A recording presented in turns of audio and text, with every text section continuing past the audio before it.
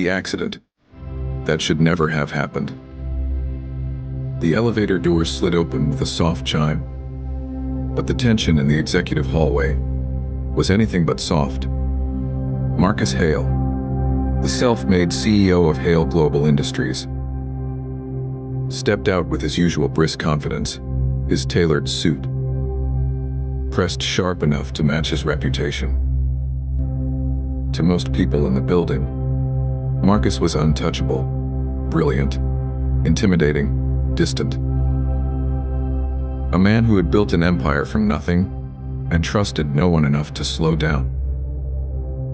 He was supposed to be in a board meeting in 5 minutes. Instead, fate had other plans. As Marcus walked down the restricted executive floor, his phone buzzed with a message from legal. Distracted for just one moment, one careless step, he pushed open what he assumed was his private office door. But it wasn't. The room was dim, quiet, and unmistakably not his office. And then he saw her. Alina Brooks stood frozen near the window, her back half turned, clutching a file to her chest like a shield. Her eyes widened in horror as she realized who had just walked in on her. Her blazer was off, draped over a chair, and she looked like someone who had been holding herself together all day and was finally about to crack. I'm so sorry," Alina blurted out, her voice trembling. "I thought this room was empty. I just needed a minute." Marcus stopped cold. This wasn't embarrassment he felt, it was shock. Because Alina Brooks wasn't just someone. She was his secretary. Or at least, that's what everyone thought. Around the office, Alina was invisible. Spoken over, dismissed, treated like background noise. People assumed she was just another assistant who answered phones and fetched coffee. They didn't know she often stayed late, fixing problems no one noticed. They didn't know she was the first to arrive and the last to leave. And they certainly didn't know what she was truly capable of. Marcus cleared his throat, uncomfortable, in a way he hadn't felt in years. "You're on the executive floor," he said, his tone controlled but sharp. "This area is restricted." Alina swallowed hard. "I know. I was asked to deliver these contracts urgently. And I just needed a moment to breathe." For a split second, Marcus almost told her to leave. But something stopped him. Maybe it was the exhaustion in her eyes, or the way her hands were shaking, not with fear, but with the weight of being constantly overlooked. "Take your things," he said finally. "You should return to your desk." She nodded quickly, embarrassed, grabbing her blazer and files. As she passed him, her heel caught on the carpet. She stumbled. Marcus reacted on instinct. His hand caught her arm, steadying her before she fell. Their eyes met, and in that brief moment, the power dynamic shifted. Alina whispered, "Thank you." Marcus released her as if burned. As she hurried out, he stood there, unsettled. He didn't know it yet, but that accident was the first crack in everything he thought he knew. Because sometimes, the smallest mistake exposes the biggest truth.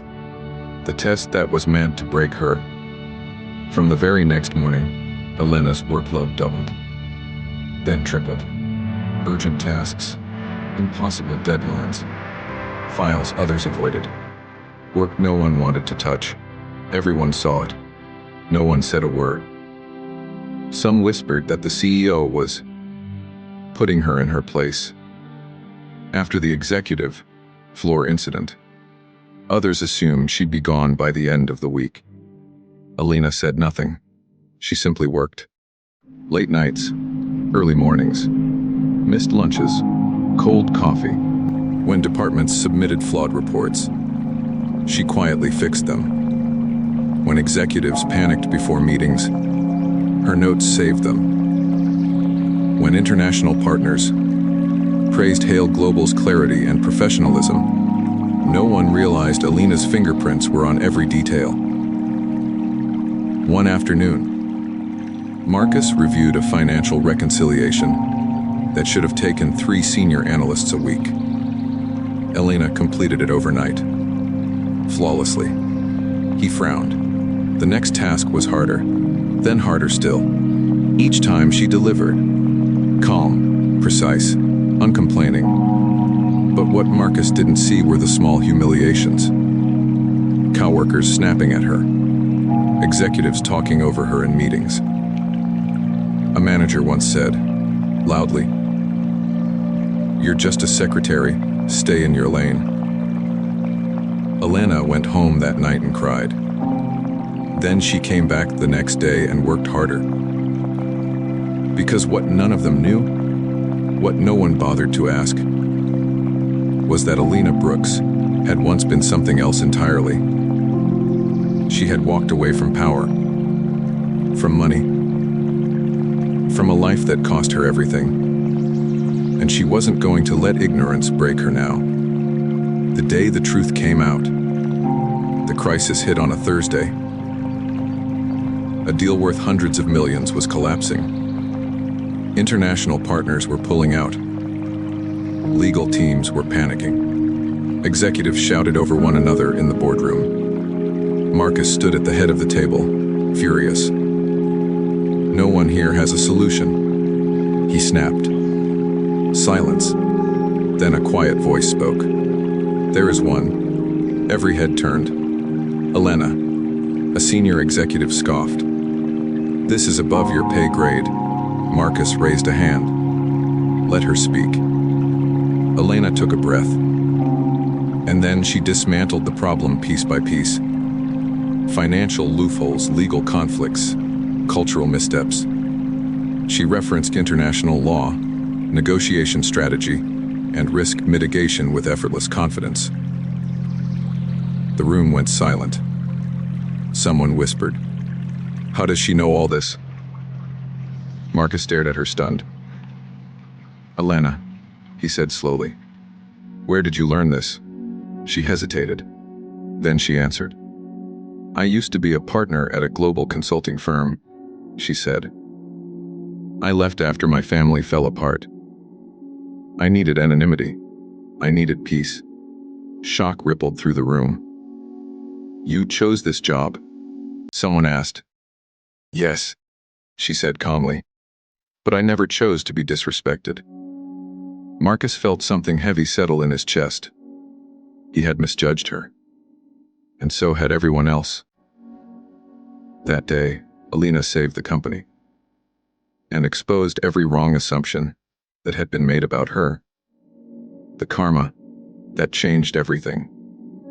The following week, Marcus did something no one expected.